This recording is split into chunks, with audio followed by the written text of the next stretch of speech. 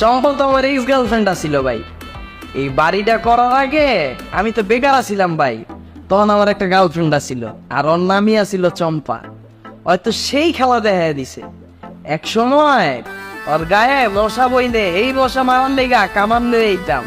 আর এখন উনি কি জানেন, আরেক জায়গা বিয়া বইছে না, ওই জামাই বলে কোথায় কোথায় খালি ছেঁচে। কি বল ভাই আসলে?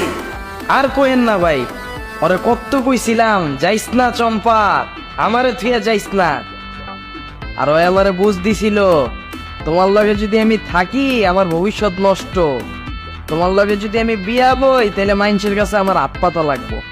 আর এখন নিয়তি আরেক খেলা দেখাইয়া দিছে।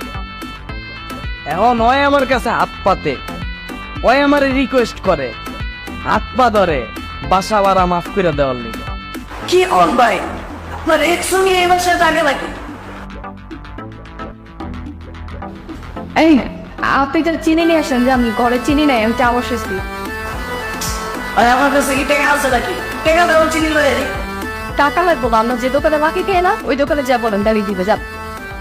ভাই আমি টাইটাছি, চিনিটা লয়ে আসি, আপনি বসেন, কোনো সমস্যা হয়।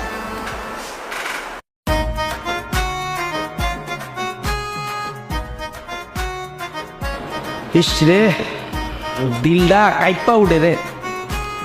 এক সময় একজনের রিকোয়েস্ট করছিলাম, হাত ধরছিলাম, পাও ধরছিলাম, কইছিলাম যাইস না আমারে থুইয়া। তখন যদি আমার রিকোয়েস্ট গুলা শুনতো তাইলে আজকে আর অন্য মানুষের রিকোয়েস্ট করতে হইতো না, ওর কাছে মানুষ রিকোয়েস্ট করতো। যাক, এখন ডেট কবে সব বিল ক্লিয়ার করবা?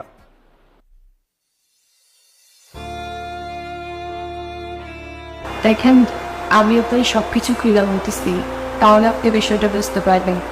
আসলে আমাকে ইচ্ছে করে এরকম করতেছি না যে মাসের পর মাস একটা টাকা জমিতেছে আমরা দিতেছি না। প্রত্যেকটা ওয়ার্ডেই তো চাই যে সবাই মিলে টাকাটা দিয়ে দিতে, কিন্তু আমাদের এখন ক্রাইসিস চলতেছে। আমার হাজবেন্ডই ওদের তো ওই চাকরিটা চলে গেছে, 3-4 মাস যাবো তো কোনো চাকরি বাকরি নাই, পাশে খাওয়ার মতো ইচ্ছু নাই। অনেক কষ্টে আছি, মানে ঠিক মতো বাজারিং করতে পারতেছে না, বাসা ভাড়া দিন কোথা থেকে। আপনি যদি আমাদেরকে কিছু দিন সময় দিতেন তাহলে আমরা আপনার টাকাটা পরিশোধ করে দিতাম। ও এক চেষ্টা করতেছে, চাকরি বাকরি খোঁজার চেষ্টা করতেছে, কিন্তু চাকরি না পাইতেছে না। আর এই দেশের চাকরি পাওয়াটা একটা ইজি ব্যাপার না, সেটা তথ্য করেছেন। আপনি দেখেন কিছু মনে করবেন না, আপনি রাগ করবেন না প্লিজ, আমি আপনাকে রিকোয়েস্ট করতেছি।